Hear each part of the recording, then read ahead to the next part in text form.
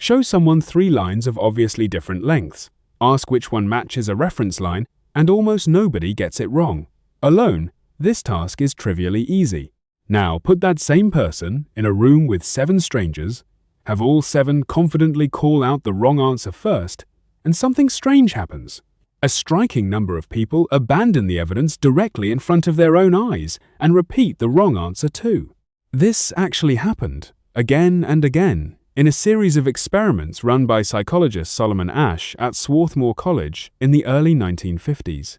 Participants were told they were taking a simple vision test alongside a group of other participants. In reality, every other person in the room was a Confederate, secretly instructed in advance to give a specific wrong answer out loud, before the real subject ever spoke. Asch ran the line-matching task multiple times per session, and on certain trials, every Confederate in the room would call out the same obviously incorrect match. Across Asch's studies, about 75% of real participants conformed to the group's wrong answer at least once. Left completely alone with no group pressure, the error rate on this task was under 1%. The line lengths didn't get harder. The evidence didn't change. The only thing that changed was what other people in the room said out loud first. This is called the Asch conformity effect, and it is one of the most replicated findings in social psychology. It runs quietly through almost every team meeting you have ever sat in, and almost nobody in the room ever notices it happening in real time. Here's the mechanism, stripped down to its simplest form. The first person to speak in any group setting doesn't just share one opinion among many equally weighted opinions. They set an anchor. Everyone who speaks after them is now responding to that anchor, whether or not they consciously realize it. If the first voice sounds confident and is wrong, the room tends to drift toward quiet agreement, even when several people in that same room privately hold real doubts. Nobody wants to be the first person to publicly contradict a confident opening statement. Contradicting the first speaker carries visible social risk. Staying quiet or nodding along carries none. So the path of least resistance in almost every group setting isn't honesty. It's alignment. This explains a pattern that frustrates a lot of managers without them ever identifying the actual cause. A brainstorming session run by the most senior person in the room, in the loudest and most confident voice, tends to produce oddly uniform ideas. It is tempting to conclude the team simply lacks range, creativity, or original thinking. That diagnosis is usually wrong. The team has plenty of range. What it lacks is a structure that lets that range actually surface, instead of every person in the room quietly anchoring to whoever spoke first. This pattern has a well-documented cousin at a larger scale, groupthink, a term coined by psychologist Irving Janis after studying real foreign policy disasters, including the planning process behind the failed 1961 Bay of Pigs invasion. Janis found that tightly cohesive decision-making groups, under pressure to reach fast consensus, systematically suppressed dissenting views, even when individual members privately harbored serious doubts about the plan. The pattern he documented at the level of national security decision-making is structurally the same mechanism Asch demonstrated in a psychology lab with strangers and a line-matching task. Confident early input plus social pressure to align equals suppressed dissent, whether the room is deciding on an invasion or a product roadmap. Aviation took this problem seriously enough to redesign an entire industry's communication norms around it. After a string of crashes traced back to co-pilots and flight engineers failing to challenge a captain's clearly mistaken decision, the industry developed what's now called crew resource management, a formal training discipline built specifically to flatten the authority gradient in a cockpit. The 1997 crash of Korean Air Flight 801, where investigators found that junior crew members had noticed warning signs but were too deferential to the captain's authority to intervene forcefully, became one of the most cited case studies behind this reform. The fix wasn't asking junior crew to somehow become braver as individuals. It was rebuilding the actual communication protocol, so junior voices were structurally required to speak in a specific sequence before the captain's opinion could anchor the room.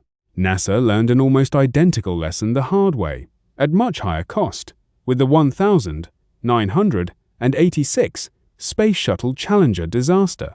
Engineers at Morton Thiokol, The contractor responsible for the shuttle's solid rocket boosters raised specific, technical concerns the night before launch about how the O-ring seals would perform in unusually cold temperatures.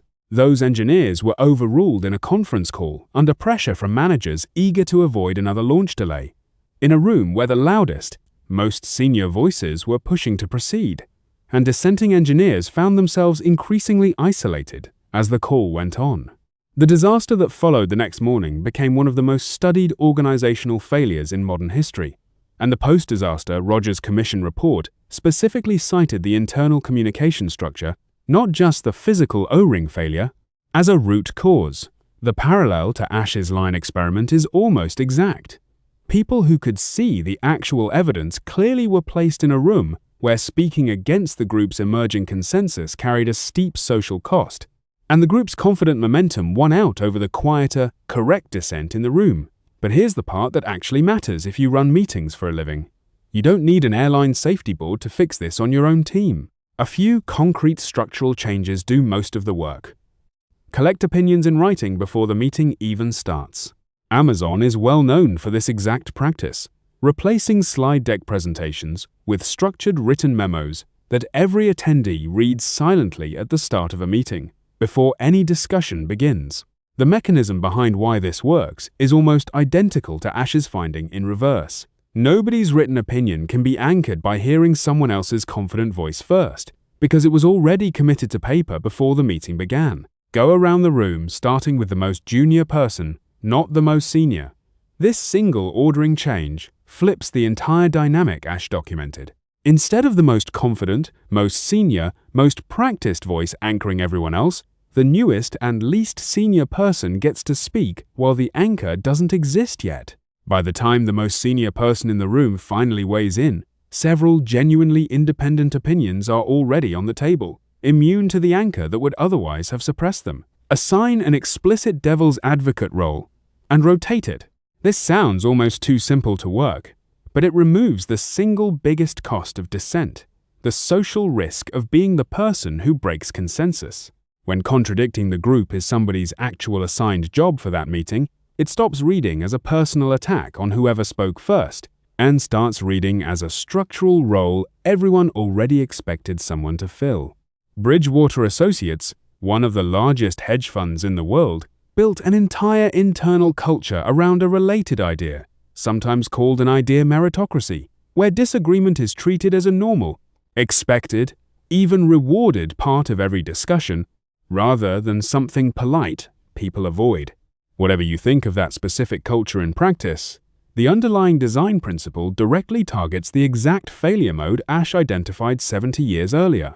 Silence isn't neutral. It's often just conformity, wearing a quieter costume.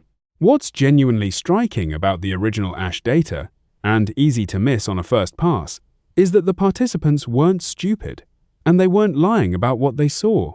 In follow-up interviews, many conforming participants reported genuine private uncertainty in the moment, even briefly doubting their own eyes, purely because the social evidence in the room contradicted the visual evidence in front of them. The line judgment task was trivially easy. The social pressure was not. Asch's studies also uncovered something managers rarely hear about, and it matters just as much as the headline's 75% figure. Not everyone conformed equally. Roughly a quarter of participants never went along with the group's wrong answer at all, across every single trial, holding firm on what they could plainly see regardless of social pressure. A smaller group conformed almost every time they were given the chance. Most people fell somewhere in between, conforming on some trials and holding their ground on others. The point isn't that humans are simply weak-willed, it's that a fixed personality trait, whatever you want to call it, isn't the deciding factor in most rooms. The structure of the room is. Researchers Morten Deutsch and Harold Gerard, studying this same phenomenon shortly after Asch's original work, drew a distinction worth knowing by name: informational conformity versus normative conformity. Informational conformity happens when you genuinely believe the group must know something you don't, so you update your own view based on their apparent knowledge. Normative conformity happens when you privately still believe you're right, but go along anyway because you don't want to look foolish, stand out, or create friction. Asch's line experiment triggered mostly normative conformity, since the correct answer was visually obvious. That distinction matters for a manager because the two failure modes need different fixes. Informational conformity is solved by giving people more direct information and expertise, so they don't need to lean on the group's apparent knowledge. Normative conformity is solved by removing the social cost of disagreement entirely, which is exactly what written first opinions and reverse seniority ordering are designed to do. There's a specific, well-known version of this problem in the tech industry that deserves its own name. The hypo, short for the highest paid person's opinion, a term popularized by web analytics writer Avinash Kaushik. The hypo problem is Asch's line experiment wearing a business suit. In a room full of genuinely capable, well-informed people, the opinion of whoever holds the most seniority or the highest salary often carries disproportionate weight, not because that person is reliably right more often, but because contradicting them carries a social cost nobody wants to pay. Companies that take data and experimentation seriously, running actual A/B tests instead of trusting the hypo's gut instinct, are directly building a structural defense against exactly this failure mode. There's also a formal facilitation technique built specifically around this problem, developed by researchers André Delbecq and Andrew van der Ven in the 1970s, called the nominal group technique. The process is almost mechanically simple. Participants first write down their ideas silently and individually, with zero group discussion allowed at that stage.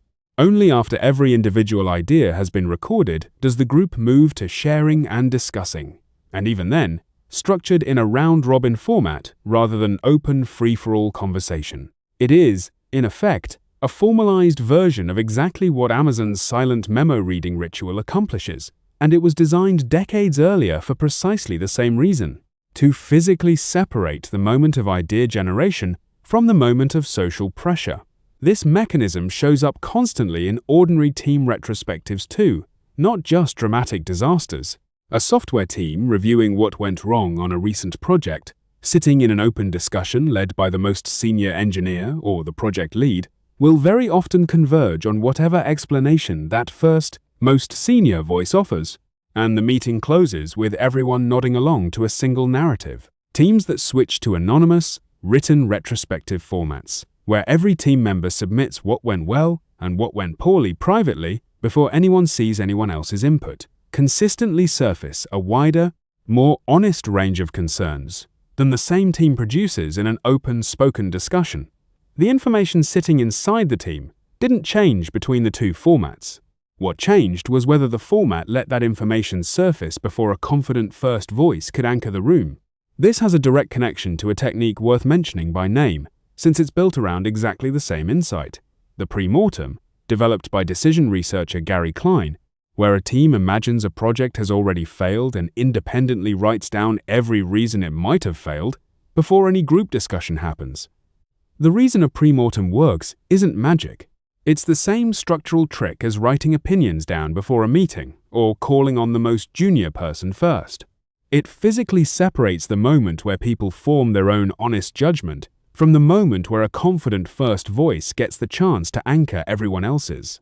It's worth being honest about the limits of these fixes too, since none of them work by accident. Writing opinions down before a meeting only protects real signal if people trust that their honest written answer won't be quietly held against them later. Calling on the newest person first only works if that person has actually been given enough context beforehand to form a real opinion, not just an uninformed guess under pressure. A devil's advocate role only functions if the person filling it isn't simultaneously being evaluated on how agreeable and easy to work with they seem in every other meeting that week. Every one of these structures can be adopted in name only, as a rule written on a slide, without actually removing the underlying social cost of disagreement. And a team that adopts the format without addressing the underlying incentive will often find itself back to anchoring on the loudest voice within a few months, just with an extra procedural step bolted on top. The deepest version of this fix isn't a meeting format at all. It's how a manager personally responds the very first time someone junior contradicts them in front of the group. That single moment, more than any written policy, teaches an entire team whether dissent is actually safe or just formally permitted. A manager who visibly welcomes being corrected, thanks the person for raising it, and updates their own position in front of everyone, is doing more to dismantle Asch's conformity effect on their own team than any facilitation technique on this list. A manager who tolerates dissent in principle but visibly bristles at it in the room is quietly training every future meeting to conform anyway, regardless of what the written policy on the wall says, and everyone in that room already knows which version of the policy is real long before the next meeting starts. That's the real lesson buried in a 70-year-old psychology experiment involving nothing more complicated than 3 lines on a card. Whoever speaks first in a room shapes what everyone else feels safe saying next, whether or not that was ever the intention behind speaking up.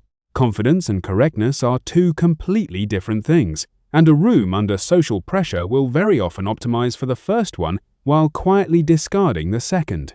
Before opening the floor at your next meeting, try collecting opinions privately first, or call on the newest person in the room before anyone senior gets the chance to speak. The line on the card doesn't change. What changes is whether your team is actually allowed to see it clearly. Follow along for more theories every manager should actually know.